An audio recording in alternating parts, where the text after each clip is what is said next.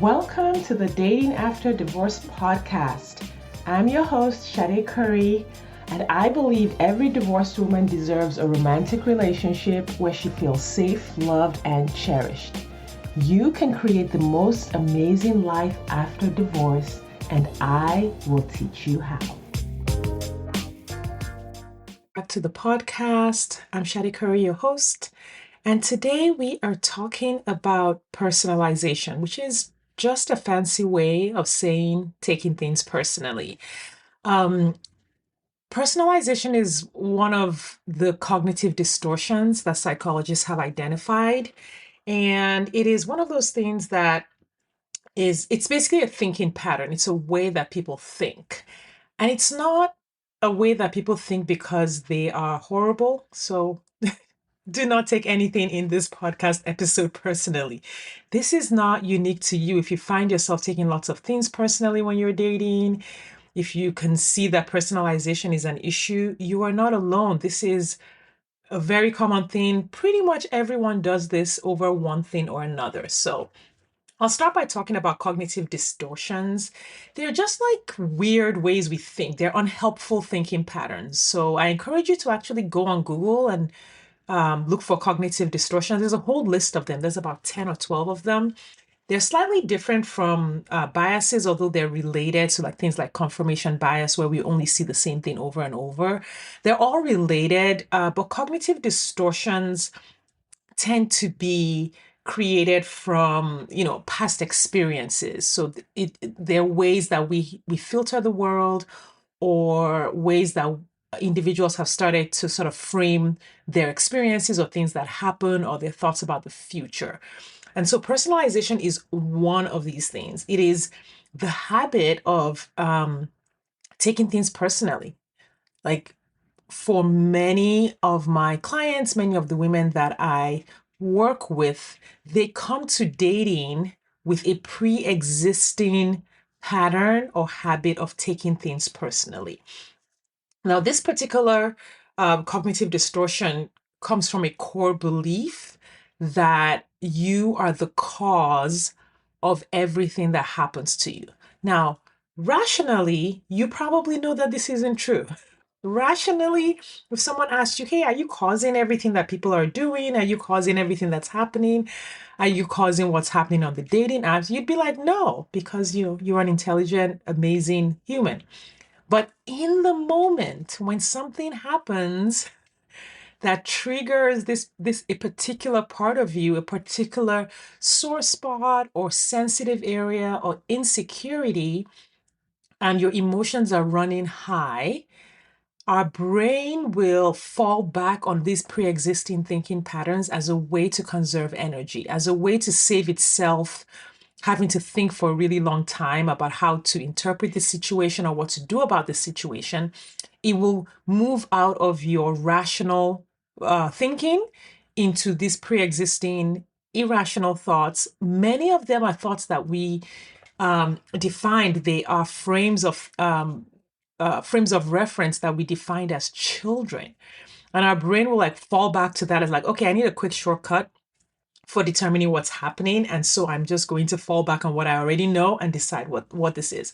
And this came to my mind because I was coaching a client this week who had shared something vulnerable on a date. And the other person on the date did not handle what she shared appropriately or respectfully, right? They did not respond in a respectful way. And so that hurt her feelings, which, as they should, we want people to treat us respectfully. We want people to treat us kindly when we are in a dating situation. Well, this particular man did not do that.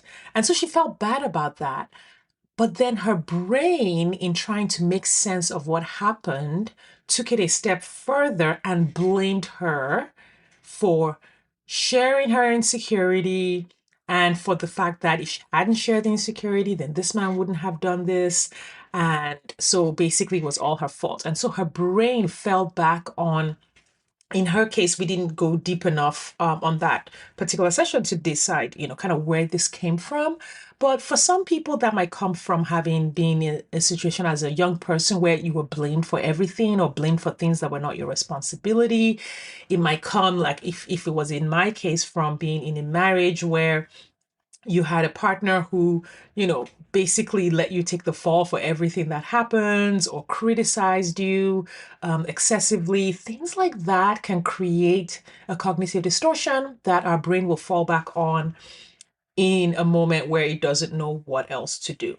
And then there's also the added situation, this added societal narrative that consistently frames women as at fault for whatever happens to them. So if a woman gets harassed, by a man, people first of all go and check what she was wearing. What she was wearing was inappropriate. She was quote unquote asking for it, right? So you have a situation where your brain naturally wants to blame you. Your um, your childhood or your past experiences may have created a situation where you were blamed for a lot of things. And then you have a society, if you're a person socialized as a woman, that blames you for things that are not within your control, things that are systematic problems. With all of that layered, of course, we take things personally.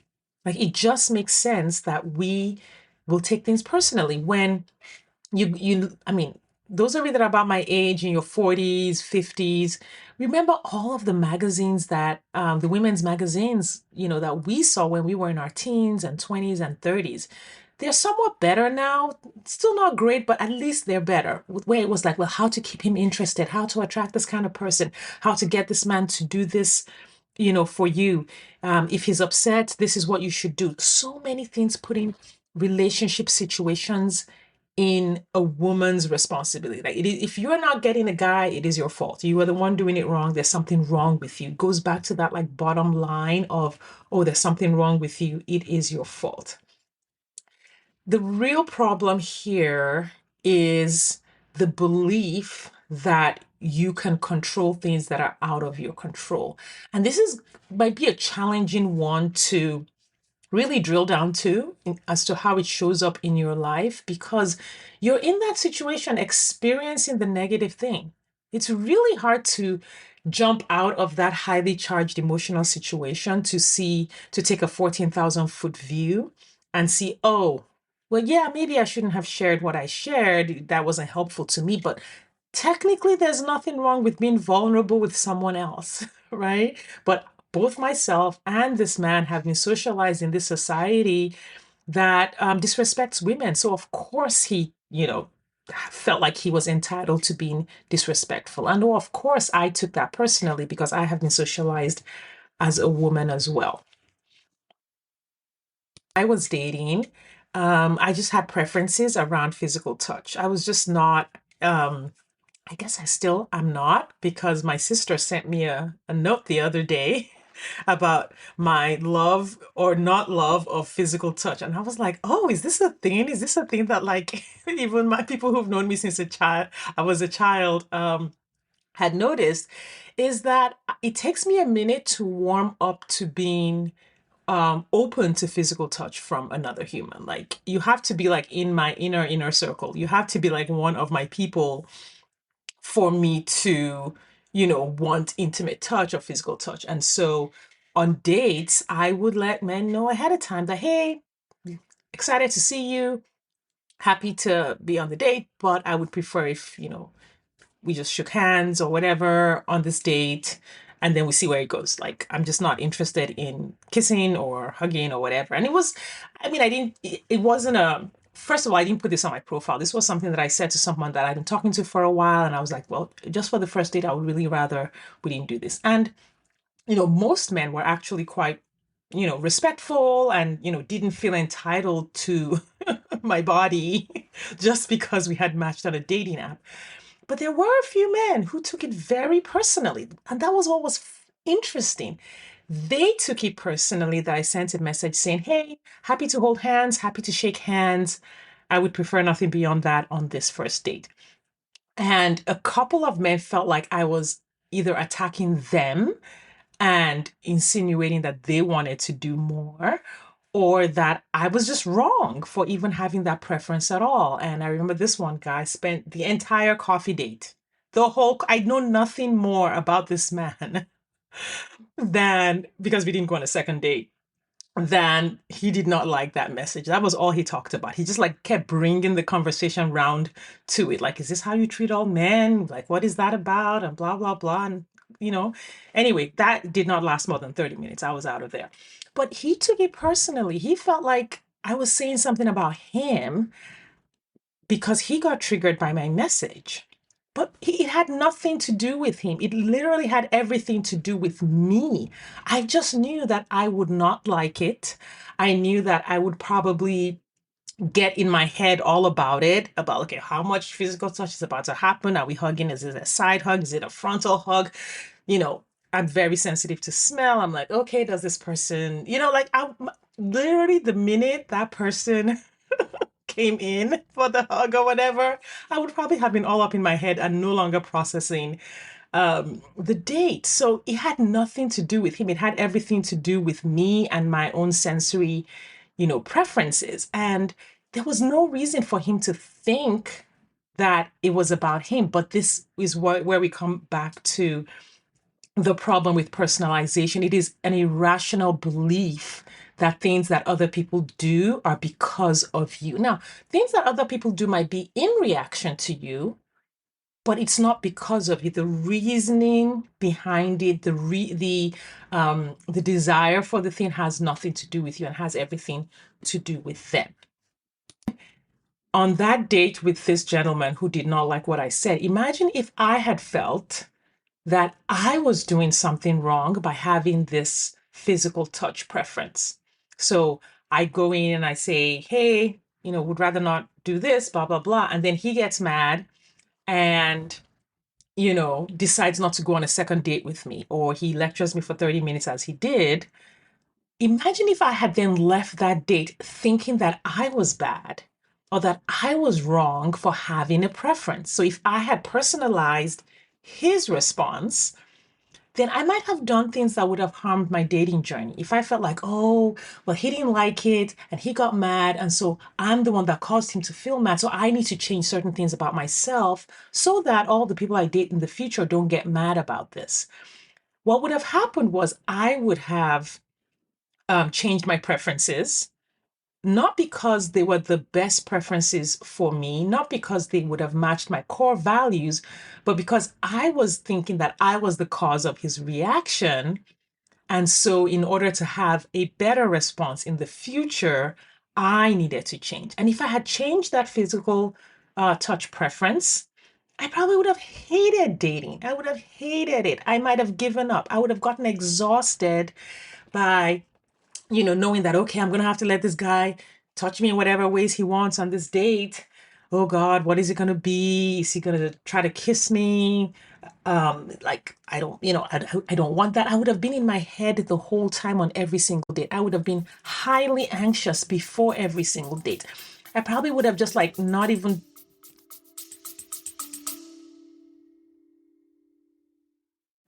Do you wonder exactly how divorced women just like you are meeting eligible men who want a real relationship and a commitment? They're doing it by dating with their core values. Your core values are the GPS that lead you to the partner you've been looking for. When you use your core values on dating apps, text messages, and at social events, you will easily connect with your true match partner without chasing, settling, or wasting time with non-committal men.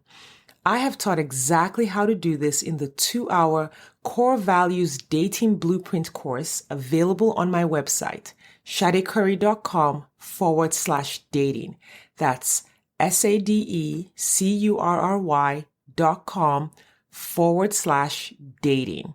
You will learn exactly how to identify your core values and use them on your dating profile, how to ask the right questions via text, and how to tell the right stories on dates, so that you attract the right people and repel those who aren't right for you. If you're ready to meet your true match, hop over to shadecurry.com/dating or click the link in the show notes. Now back to the episode.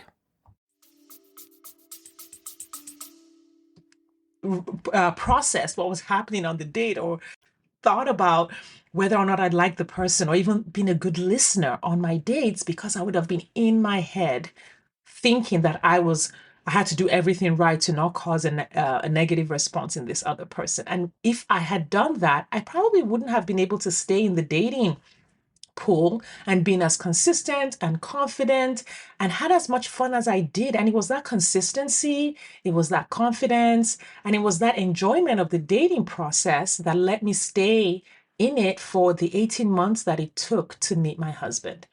And so this is how personalization can show up when we see other people having reactions towards us. And this is how it can show up if we start to personalize what other people do and then start to like twist ourselves into pretzels to make other people happy. Well, of course, this doesn't mean we don't put our best foot forward, but your best foot forward is not based on trying to get a particular response out of another person. Your best foot forward is what is right for you. It is based on your core values, what you believe, what you enjoy, what is in integrity and in alignment with you, which means you have thought about yourself, you have thought about your person, your identity, your beliefs, your desires, your wants, your goals, and you have created sort of this menu or this protocol of how you want to handle the situations that you're going into and the goals that you have. This is based on you, not based on the other person. And really, it is one of the kindest things that we can do for other people because we know we are showing up in a way that we believe is good, right? And we in a way that we believe is in integrity and is kind, so that when we express things to other people, we're not projecting things on them. We're not criticizing them or being defensive about things that they may have done or not even done yet. We are just saying, hey, this is me. This is who I am. Getting out of personalization is the key to being authentic. People wonder why they have a hard time being authentic when they're dating. They wonder why they have a hard time being themselves, being relaxed. It is because you haven't gotten to the place where you have depersonalized the dating process. You have depersonalized what other people say. You have depersonalized what other people do. You have like really sat with yourself and accepted yourself fully, right? And known that and realize that you don't cause other people's actions and you are able to take responsibility for your own actions. So when I said, hey, no physical touch, and some guys were like, okay, well, if you ain't gonna let me touch you all over on this date, then I'm not coming. I was like, oh, okay, fine, right? I was able to take responsibility for the fact that some men were going to say no to me, and I was okay with that. And I didn't blame them. I wasn't even angry with them. It was just actually kind of amusing, like, oh, wow, really? I just I don't want you to deep tongue kiss me on this date and you're mad about that. I mean, that's an interesting way to take it, but okay, right?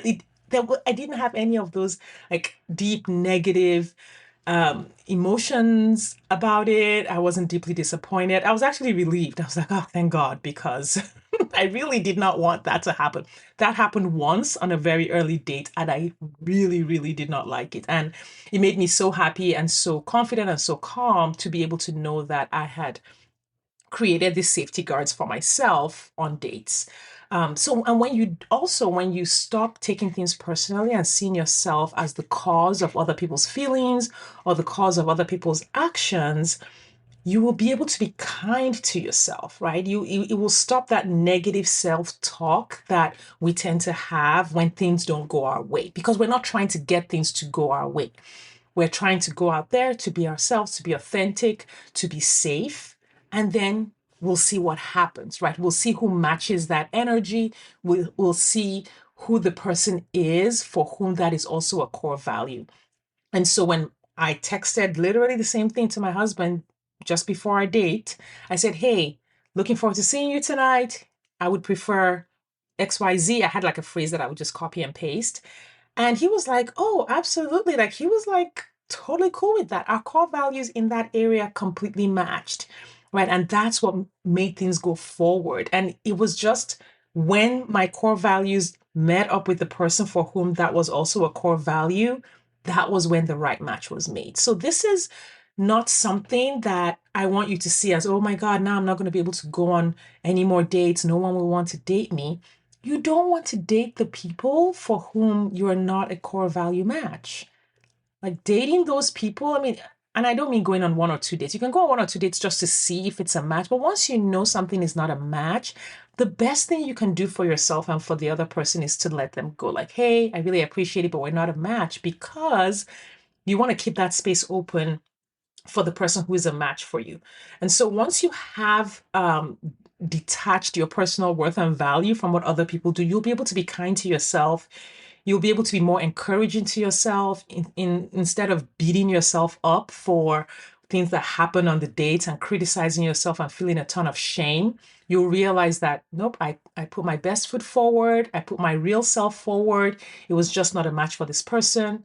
On to the next until I meet the right person. You'll stop over analyzing and ruminating on what you could possibly have done wrong to cause that person to do what they did. You'll know they did what they did based on who they are. So you are not responsible for other people's happiness and their reactions. Take a chill pill from the running commentary that, you're inadequate and you're wrong and nobody likes you and no one will ever want you. Those thoughts are not, they're not useful. It's not useful to tell ourselves these negative stories over and over and over again. I was coaching in the Dating After Divorce Collective yesterday and talking to one of my clients, and we were talking about the fact that she was spending a lot of time with her also very single girlfriends who were basically giving her the lay of the land of the city that she was in. And I was like, okay. Anyway, this always makes me laugh. And I hope it doesn't come across as non-empathetic, because I have been there and I have believed these stories as well when I thought my city didn't have any men either. And I said, okay, so I get that, you and these girlfriends you see the city as not having the men that you want, but have you taken the time to see how many weddings took place in your city in the last year with people 40 plus? She was like, well, no, I never thought to check. I'm like, do you think that number is zero? She was like, probably not. Yeah. It's not that there aren't some men who are perpetual bachelors, and it's not that there aren't some cities. Not most of y'all cities are not difficult places to date. There are a few, but not many. Okay, everyone tells me that their city is a terrible place to date. Well, that's basically the whole world if I listened and I believed you guys. There are some places that are more challenging, but for various reasons. I won't go there today. I said, the thing is, it's not that there aren't some of those negative stories that are true. There are some. But what happens is we spend so much time in those stories that she and her friends were sitting around and talking about the stories over and over. And they weren't taking time to balance those stories out with the other side of what was also happening, which is that some women were meeting men in that same city and getting married in that same city. The two things can be true at the same time. And then you need to decide, where am I going to spend more of my thinking time? Where am I going to spend more of my research time? Is it in researching these negative stories?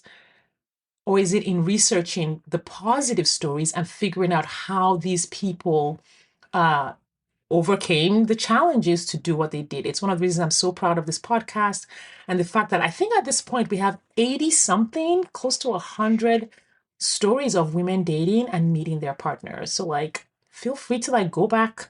If you're new to the podcast, go back through all the guest episodes and listen to story after story after story of women dating after divorce and meeting their partner. It is totally possible. Now, if you are a person who you're like, yep, Shadi, I'm raising my hand. I'm someone who takes a lot of things personally, not just in dating, at work, with my friends, in my family, at family gatherings, you know, everywhere it feels like people are attacking me and criticizing me, and it feels like I keep attracting all the wrong people and doing all of those things. Here are some things that you can do to start to unwind the personalization and move yourself into a place of being more detached from other people's responses, other people's reactions, and other people's feelings, because those actions and feelings and responses, they belong to the other people. But I understand that it can be hard to see if you have spent decades of your life personalizing everything. So one thing is to start looking for what is a possible root cause of that response or set of words or situation that might have nothing to do with you. Like what are some other possible explanations? Just to like broaden your view of the whole thing, right? Look for other causes of that person's reaction. Then validate the way you feel. Just because a person has a reaction that has nothing to do with you doesn't mean it's not going to feel bad. Like it might still hurt your feelings if the person criticizes you for no reason, or if a person tries to push responsibility for their thoughts and feelings on you. People will do that. It might feel bad. Validate that, oh, yeah, I didn't like this. I didn't like that that person did that. I didn't like that this person disrespected me on the phone. I didn't like that this person spent 30 minutes of our coffee date lecturing me. I didn't like that this person canceled our date at the last minute. I didn't like that this person ghosted me. It's okay to validate that you didn't enjoy that experience, and or that something happens that made you feel unsafe or that you feel anxious. It's okay. Validate your experience. You be the comfort for that emotion. Be the person who holds space for that emotion. Because a lot of the personalization is the fear that that thing is going to happen again, or that you can't handle the feeling. So now you got to find the reason, and you are the reason. And if you could only beat yourself into being better, then this will never happen again. Versus things happen, I feel bad, I can process this emotion and move through it. Then the third thing I want you to do is interrupt your brain when it is going down the rabbit hole of personalization. So if you are a champion warrior, a champion overthinker who personalizes things, your brain is going to be really, really good at this. Like your brain is going to be like, yep, I know what to do. Let's go. We're going to spend 3 days thinking about this particular thing that happened, or for some of you, a week or 2 weeks. And that eats into the time that you could be using creatively to move yourself forward in your dating journey, or using creatively in other areas of your life. It eats up your mental space, eats up your emotional space. So you don't have as much bandwidth to move things forward. So decide on an interrupt. Now, depending on who you are, there's so many different ways to interrupt your thinking. I won't go into that today. I know some people who are, trying to break an addiction to substances will sometimes they'll wear a rubber band and they will snap it every time their brain like starts to go down the path of like drinking or smoking a cigarette. They'll just grab the rubber band and snap it, and then it's like the pain of the rubber band snapping on their arm will like jerk them out of that thinking into something else. Now, I'm sure there are gentler ways. I read this. I'm reading a book, After Annie by Anna Quindlen. Really great book. But that example came up to me because there was a recovering addict in the book, and that was her interrupt. So it's not because I have used that personally or I recommend it necessarily, but just something that takes you out of it. One that I have used personally is I would just simply say stop. I will just literally tell myself, Shade, stop. And I will pause in that moment, and I will, if I don't have another way of thinking, so if I haven't like coached myself to think differently about that thing in that moment, I will just tell myself, stop. We're not going to think about that right now. But if it's something I've been coaching myself on and I have a different set of thoughts that I want to practice, I will start to practice those thoughts. And then I also have some go-to catch-all interrupts for myself. Some phrases like there's one that I love from the Sedona method, which is what else is happening. So that's a really good one that I like. Like what else is happening? Yes, this quote unquote bad thing is happening, or this thing that I don't enjoy is happening. But I'll ask myself in that moment, what else is happening? And the beauty of the human brain is that it loves for you to give it a question. It loves a problem to solve. In fact, one of the reasons our brains are so neurotic these days is that we don't have enough problems to solve. We used to have to solve the problem of like famine and like saber-toothed tigers, and now like we just have this amazing generally safe life. So our brain is like has too much power and too few problems to solve. So I'll give it a better problem to solve. Like what else is happening? Right? Okay, so this guy canceled your date, but what else is happening? Okay, well I have two other people in my queue. Great. And then I'll let my brain go off and think about that. Or I'll think about something else in my life that's amazing, whether it's in, my work or whatever, my kids, my kids are amazing. It's always super easy to find things that are amazing going on with my kids. So those are just a few ways that you can interrupt the old pattern, right? The last thing I want you to do is know that changing old patterns can be challenging. So your brain will actually try to sell you on continuing the pattern of personalization. Like, well, what if it really is my fault? Like, what if I'm really the one doing something wrong? After all, I haven't met someone, or I'll never improve if I don't take responsibility, or I won't find the answer if I don't overanalyze it, or maybe I'm sensitive because people keep saying I'm sensitive.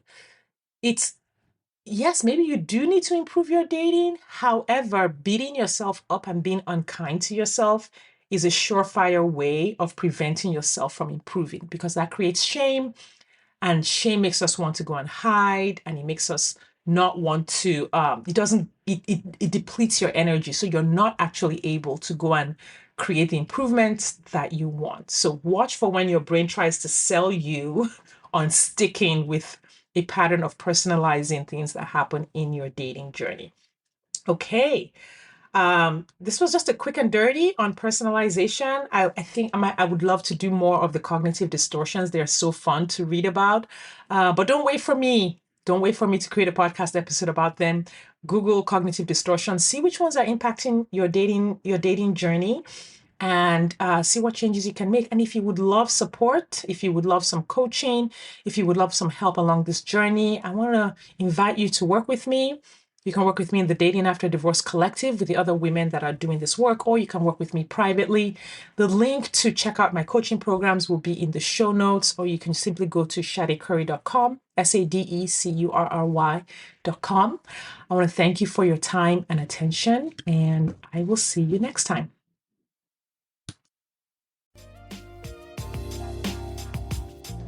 Thanks for listening today. If you are ready to get married after divorce, I want to invite you to download my free 8-video training specifically designed to help divorced women date with ease and get married again. Head over to shadecurry.com to get started. That's SADECURRY.com. I'll see you inside.